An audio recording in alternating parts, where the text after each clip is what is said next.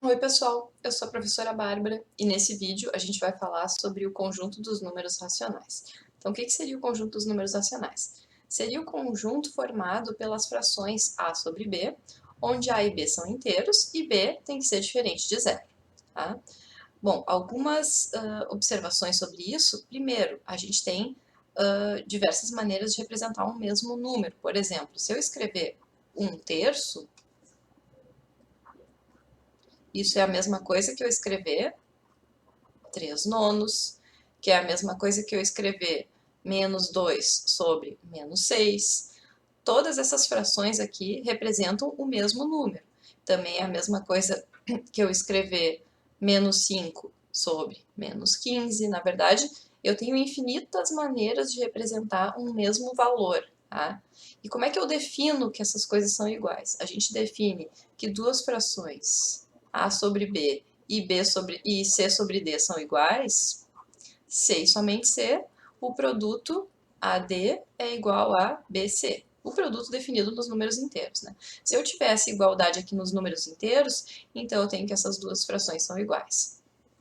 Bom, além disso, uma fração A sobre B ela vai ser irredutível se o MDC de AB é igual a 1. Tá? Quando o MDC não for 1, isso quer dizer que a gente consegue simplificar a fração. Né? Então, por exemplo, aqui nesse exemplo que eu escrevi 4 possíveis maneiras de escrever o mesmo valor. Qual delas é irredutível? Irredutível é essa aqui, 1/3. Tá? Porque o MDC de 1 e 3 é 1. As outras não são irredutíveis. Aqui eu posso dividir por 3, assim, o 3 é divisível por 3, o 9 é divisível por 3. Aqui eu posso dividir ambos por 2 ou por -2. Aqui por 5 ou por -5. Então, só 1/3 é uma fração irredutível dessas opções aqui. E a gente tem que todo número racional é representado por uma e somente uma fração irredutível se eu exigir b maior que zero. Tá? Se eu não exigisse b maior que zero, aqui eu teria 1/3 e -1 sobre -3. -1 sobre -3, o MDC também seria 1. Tá? Mas no momento que eu exijo que o denominador é maior que zero, aí eu tenho só uma representação por fração irredutível, que seria essa 1/3. Tá? Além disso, a gente observa que menos A sobre B é igual a A sobre menos B. Então, a gente pode botar assim, chamar isso simplesmente de menos A sobre B, botar o menos lá na frente. Não preciso especificar se é o A que está negativo ou se é o B que está negativo, tanto faz. Tá? E, finalmente, também a gente tem uma observação de que o conjunto dos inteiros ele pode ser visto dentro dos racionais, porque cada número inteiro eu posso escrever como 3, eu posso escrever como 3 sobre 1. Tá? Então, a gente pode enxergar os inteiros dentro dos racionais. E assim por diante para qualquer inteiro. Né? X eu posso escrever como x sobre 1, para todo x em z. Bom, como é que a gente define a soma de dois números racionais? Se a gente tem duas frações, a sobre b e c sobre d, a gente vai definir a soma dessas frações por essa outra fração aqui, né? Porque AD mais BC vai ser um número inteiro, e B vezes D também vai ser um inteiro e ainda diferente de zero, né? Porque B e D são diferentes de zero. Então, a gente vai ter que essa terceira fração aqui é a soma dessas duas iniciais. E vamos provar que a soma de dois racionais está bem definida. O que eu quero dizer com isso? Eu quero dizer que se eu tenho duas representações de A sobre B é igual a A' sobre B', e C sobre D igual a C' sobre D'. Duas representações distintas do mesmo número. Tanto faz eu somar A sobre B mais C sobre D, ou eu somar A' sobre B' mais C' sobre D'. Vamos provar isso, tá? Vamos provar que tanto faz eu somar uma ou outra. Então, vamos supor que eu tenho essa igualdade aqui. A sobre B igual a A' sobre B' e C sobre D igual a C' sobre D'. Isso quer dizer que, isso vale C e somente C, A B' é igual a A'B e C D' é igual a C'D. Tá? Então, eu tenho essas duas igualdades. O que daria A sobre B mais C sobre D? Isso aqui vai dar AD mais BC sobre BD. E eu quero provar que isso aqui é igual, não sei, a A', D' mais B', C' sobre B', D', que é a soma das frações A' sobre B' mais C' sobre D'. Então, essa igualdade aqui é o que eu quero provar. Só que essa igualdade equivale, C e somente C, a gente tem que AD mais BC vezes B', D' é igual a D' mais B', C' vezes BD. E aqui eu posso distribuir, isso aqui vai valer C e somente C. AD, B', D' mais BC, B', D' é igual a A', D', BD mais B', C', BD. Fiz a distributiva aqui.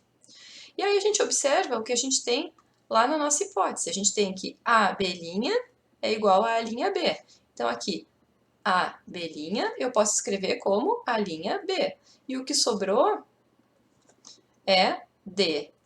D', aqui eu tenho D', D. Tenho exatamente a mesma coisa, só está escrito numa ordem diferente. Mas é a mesma coisa pela minha hipótese. E no outro termo ali, eu tenho que CD' é igual a C'D. Então, aqui, CD' é C'D.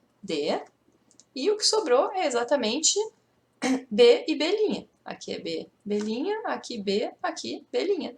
Portanto, essa soma aqui, essa igualdade é válida.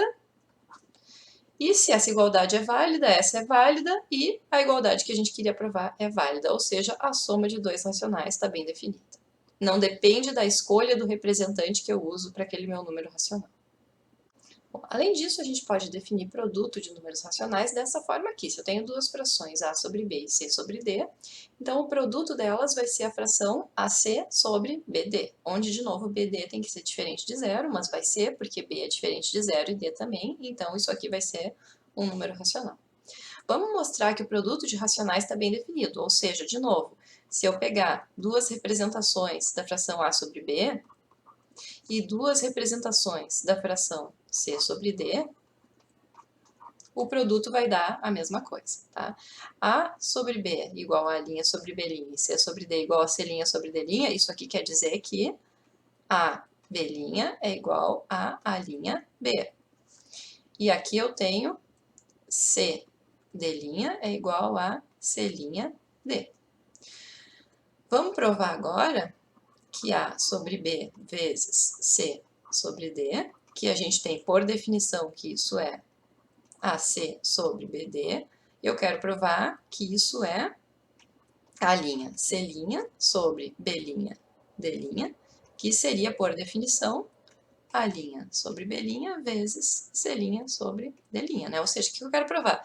Que se eu escolho representantes distintos, não altera o resultado do produto, né? Porque não poderia dar diferente eu multiplicar 1/2 vezes 3/7 ou eu multiplicar 2/4 vezes menos 3 sobre menos 7. Não pode dar diferente. Eu escolho outro representante, mas o resultado da multiplicação tem que ser a mesma coisa, ou pelo menos tem que representar a mesma coisa. Então, vamos ver. Vamos continuar aqui a nossa prova. O que precisa valer para essas duas frações aqui serem iguais? Eu preciso ter, isso vale C e somente C, AC, B', D' é igual a A'C' vezes BD. Mas aí o que eu tenho aqui na minha hipótese? Eu tenho que a B' é a linha B, então a B' é a linha B. E eu tenho que CD' é C' D. Ou seja, essa igualdade aqui é verdadeira, portanto, o produto de racionais está bem definido, tá? Além disso, a gente também pode definir subtração e divisão. Como seria a subtração de racionais? A gente define A sobre B menos C sobre D como A sobre B mais menos C sobre D, por exemplo. Eu posso definir assim, que no final das contas, isso aqui vai ser AD menos BC sobre BD. Mas isso aqui é um caso particular da soma, tá? No momento que eu defino soma incluindo os números negativos ali, eu estou definindo já a subtração também, tá? E também a gente consegue mostrar que a subtração está bem definida, até porque ela é um caso particular da soma.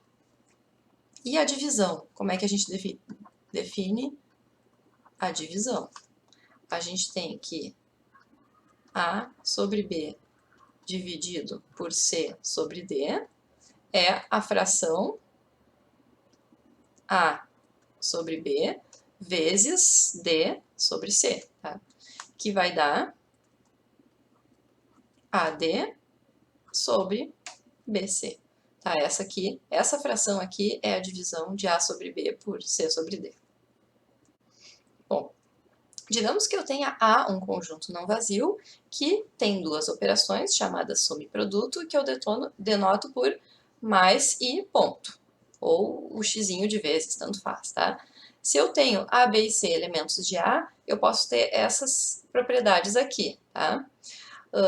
A primeira é a associatividade da soma, a segunda é a existência de um zero, que quando eu somo com todos os elementos ele não altera a soma, a existência do oposto, que é um número que quando eu somo dá zero, a comutatividade da soma, né, tanto faz somar numa ordem ou em outra, a associatividade do produto, a distributividade, a existência de um 1, que é um número que quando eu multiplico pelos outros não altera o produto, a comutatividade do produto, né, tanto faz multiplicar A vezes B ou B vezes a inexistência de divisores de zero, ou seja, se A vezes B é igual a zero, então um deles tem que ser zero, e a existência de inverso, que para todo elemento daquele conjunto A vai existir um outro elemento que quando eu multiplico dá 1. Sempre que um conjunto satisfaz tudo isso aqui, a gente chama ele de corpo, tá? Ou seja, A é um corpo se satisfaz as propriedades P1 a P10. E a gente consegue mostrar que o conjunto dos racionais é um corpo, tá? Coisa que o conjunto dos inteiros não era, porque os inteiros não satisfazem a propriedade 10, eles satisfazem até a P9, tá? Eles são o que a gente chama de um domínio de integridade, ou domínio, ou anel de integridade, dependendo do livro. Mas os racionais, eles já têm essa propriedade extra aqui, que é muito importante, que é a existência de inverso, né? Então, por exemplo, o inverso do 2 é 1/2. 1/2 não seria inteiro, mas 1/2 é racional. Todos os inteiros, eles vão ter um inverso racional. Todos os racionais vão ter um inverso, né? O inverso de A sobre B vai ser B sobre A. Todos os racionais, exceto o zero. O zero não tem inverso.